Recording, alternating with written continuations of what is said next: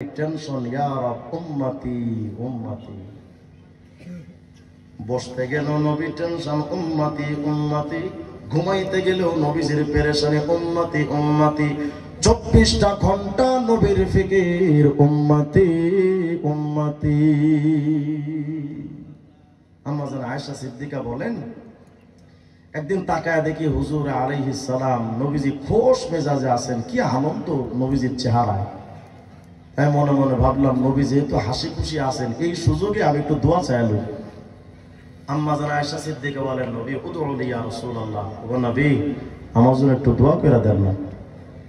আল্লাহর নবী এবার হাত উঠালেন, আল্লাহুম্মা গফির লি আয়েশা মা তাকাদ্দামাত মিন যামবিহা ওয়া মা তাআখারাত ওয়া মা আলানাত ওয়া মা আসরাত। ওয়া আমার আয়েশার জীবনের আগের গুনাহ মাফ করে দেন, ভবিষ্যতের গুনাহ মাফ করে দেন, প্রকাশ্যের গুনাহ মাফ করে দেন, অপ্রকাশ্যের গুনাহ মাফ করে দেন। আল্লাহু আকবার।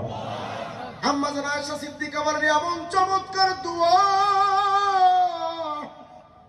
এমন দোয়া পাইয়া তো আমি এতটা খুশি যে আমি হাসতে হাসতে আমার মাথাটা নবীজির উরু মোবারকের উপরে পড়ে গেছে, এতটা খুশি আমি।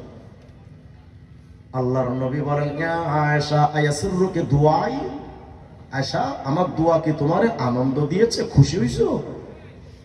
আম্মা জান আয়েশা সিদ্দিকা বলেন, নবী এমন দোয়া পাওয়াটা তো বড় ভাগ্যের ব্যাপার, কেমনে খুশি হব না কোন?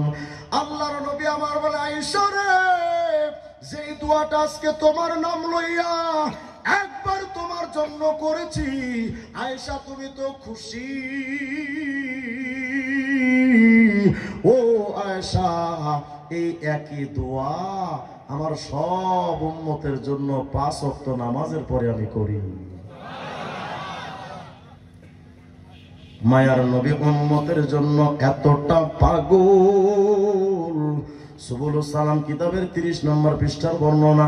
আম্মা জান আয়েশা সিদ্দিকা বলেন, নবীজি একদিন আমার পাশে ঘুমানো ছিলেন। হঠাৎ রাত্রে বেলা আমি তাকায় দেখি মায়ার নবী ঘুম থেকে জেগে, নবীজি কোথায় যেন চলে গেছেন। আমি ঘুম থেকে জেগে দেখি নবী নাই।